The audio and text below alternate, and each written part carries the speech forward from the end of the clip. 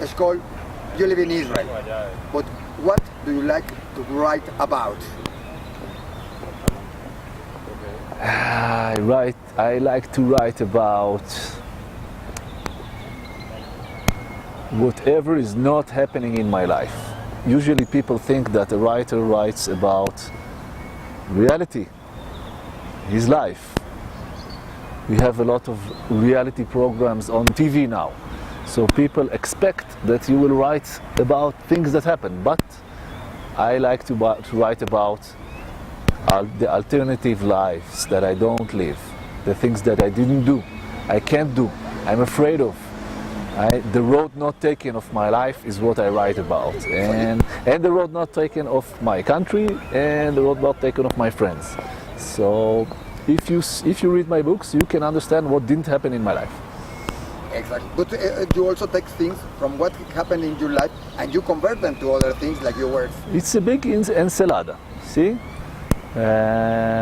Por ejemplo, la simetría de los deseos. I really have four friends, cuatro amigos, and we really wrote down 4 wishes when we were watching the final of the Mundiales. But in the book, the friends are they mix with each other. The characters are a mixture of many people, so it becomes literature, and the story changes, and it's no longer reality, it's based on reality. So the same with Amores Solitarios. There is a mikveh in the Russian immigrant neighborhood. It exists, I saw it in my eyes, but nobody knows why the municipal did the stupid decision of building the mikveh in a place that is not suitable for the Russian immigrants. And Would you need a mikveh? they don't need a mikveh, and also they are very old. It's an old Russian immigrant neighborhood, so a mikveh is for young women. It's the helicopter, it's coming for you. Yeah, yeah, I said something wrong. It's from the Russian. It's from the Russian people. Okay, Putin is taking me. So I saw this place and I thought, this is una locura. But as a writer, I can imagine why did he do this and what will happen now if you have a mikveh and you have a Russian immigrants, but they don't know what it is. But the mayor have to explain them because he needs them to use the mikveh, because the American donor is coming and he wants to see someone using his money. So I started imagining, and then this is what I do. I fill the gaps in reality with imagination. I write what could have happened, what would have happened, what is very dangerous to happen, and then I have a story. But this book is your new book. Yeah. Amores Solitarios is now in Spanish. You can buy it in the bookstore. Okay. A little bit about Because love, if you think different from all your books. Yeah, if you think about the mikveh, it's a very erotic place, because women go to the mikveh before they have sex with their spouses. So, and everything is about a body, el cuerpo, in the mikveh. You are exposed, and there are 5 different love stories happening alrededor de the mikveh. And they are very passionate love stories. So it is my most erotic book. That this is what people tell me. My readers in Israel. It was a big bestseller in Israel for a long time, and now it's in Spanish. And you talk about in that book and in other about Israel also. Your home. You also talk about being out of home in your other books. What does that mean to write about Israel in these days, or taking Israel like that? I think what affected my thinking, the way I look at Israel, is that 7 years ago, 8 years ago, I started book touring. My book started to be translated. So I got the opportunity to get out of my life and out of my country, couple of times a year, and to look at my country from a different perspective. How do we look from Europe? How do we look from South America, from Asia? What do people think about us? And also I got an opportunity to look at my personal life. Because when you live in this kind of corridor of day-to-day life. And I got an opportunity to look at my corridor, and it opened my eyes. So this affected my writing. I write about Israel, but I also write about journeys and being away from your home, being homesick. And one of my central characters in my novel Homesick is an Israeli who is backpacking in Latin America, and he writes letters to his friends in Israel. So this feeling at home and feeling homesick is, I think it's central themes in my books. Yeah, it's very universal because everybody is homesick. There's not a lot of people who live in the same place they were born. Do you live in the same place that you were born? You were born here in the I was born in Mexico, but I was sometime in Israel. But I live in Mexico, but I know what. You're born here in Mexico City? Yes. So not a lot of people today, I think, live in the place they were born. Many people immigrate. Everybody's immigrating all the time. Israel is a country of immigration. Yes. So it's also in Amoris Solitaris, it's very a strong sentiment because the Russian immigrants coming to this town, they are, I don't know if you know, but for a long time Israelis were looking forward to welcome the Russian immigrants. They were Zionist prisons. Yes. But when they came at the 90s, instead of people being happy, they were annoyed. They are taking our jobs, they are patronizing, they think they are better, and also the Russian immigrants, they were kind of closed in their own culture and old bubs. So being immigration is always tragic and comic in a ways, and Amoris Solitaris is a tragic comic book because people are very lonely, but it's also very funny, the misunderstandings that you have. And when you are in this journey outside Israel and looking into Israel from outside, how do you look to Israel? What do you see about Israel? Because many we have a different opinion. Jews, we have an opinion of Israel, and if we live in outside Israel, we have an opinion that it's maybe the savior of everybody. If you live in Israel, you live different, and you want maybe to go out because you are still in some conflicts. And if you are not a Jew, you see Israel different, or you can see it if you are in an Arab country, or you are against Israel, you see it different. How do you see Israel from outside?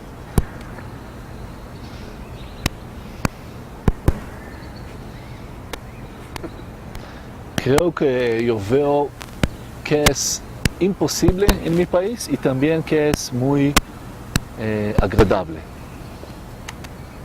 Cuando estoy fuera de Israel, extraño mi país, porque la gente, las relaciones, mi familia, mis amigos, la lengua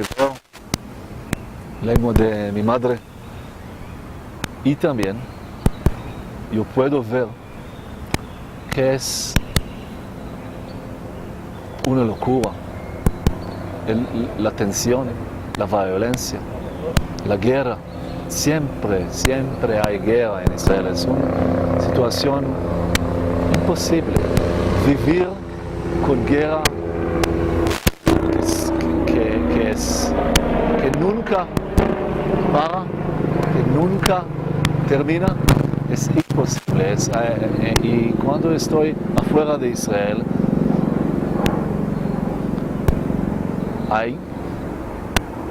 no puedo estar de acuerdo con esta situación. I come back always with the sense that when I come back to Israel, I think I should not get used to it. This is not right. This is not a way to live, that you're always afraid, that you're always in a conflict, a moral conflict, that your daughters have to be afraid when they go to school. It's not right. And when I get out of Israel, I have the opportunity to feel it. You see Israel like that. What do you think people see of Israel? Because many see it like only like a country of people fighting and people that are always in a war. You told me something before, but tell me, what do you like people to think about Israeli people? I don't know. I don't feel. It feels like a question you have to ask an ambassador. But I'm not an ambassador. I'm a writer, so I don't have something that I wish people would think about Israel. But I sometimes feel that, usually not Jewish people, but sometimes people who meet me have a very shallow image. Now, I would prefer people that would be more knowledgeable, and then if they want to, they can be critical. They can come to Israel, see the reality, and then come back and say, okay, Israel is not right, or Israel does, the occupation is bad. But sometimes I feel that people talk about Israel knowing enough, without knowing about.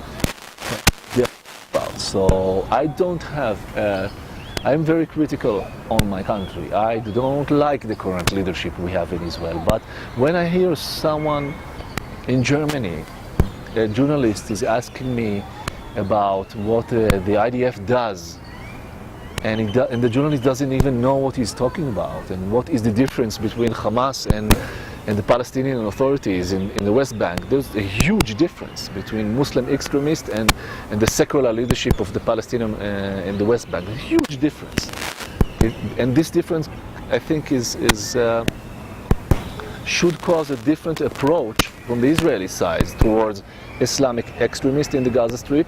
You cannot have negotiations with them, but you can have negotiations with secular and moderate leaders in the West Bank. So, and most of the people outside Israel don't even know that there are two Palestinian entities: the Muslim extremists close to ISIS, if you like, they are brothers, and this is Hamas, and the Palestinian authorities, which are trying to be as less violent as they can, at least at the last decade. So there's a huge difference.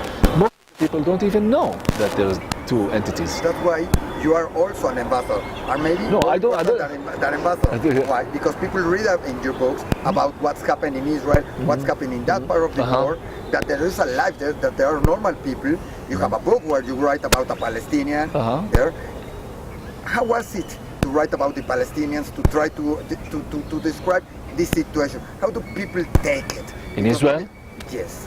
About Israel. In Israel and outside Israel. I know in Israel many people say, maybe with the book about the mikveh, or this one with the Palestinians, people maybe they said, no, that's not correct, you don't have to write like that, or no, they say it's all right to write like that. I think people this is the power of literature, because it's a story. It's people, not parties of the parliament or political leaders. It's a story. So when you read the story, you are willing to be more open. Más abierto. Su corazón es más abierto. Entonces puedes entender el otro lado. Comprender el otro lado. And this is one of the most wonderful things that happened. I wrote about a Palestinian construction worker, and I wrote about something which is a taboo in Israel, which is the narrative, the Nakba, the narrative of the Palestinians. Nobody wants to talk about the Nakba, but if it's in the book, it's literature, then it can be read, it can be discussed. And this Homesick, this book I'm talking about, is part of the final exam in literature in high schools in Israel. So students are opening their mind to the other side story, and this is very good. Sometimes people are angry about me, but this is part of being an artist. Not everyone will like you, not everyone will be satisfied with what you do. And actually, when people come to my conferencias in Israel and they are angry, I am happy, because it means that the book did something. It touched, it made them annoyed. They came to my conferencia to shout at me and to ask and to argue with me. And I say, okay, that's very good, because you're not indifferent anymore.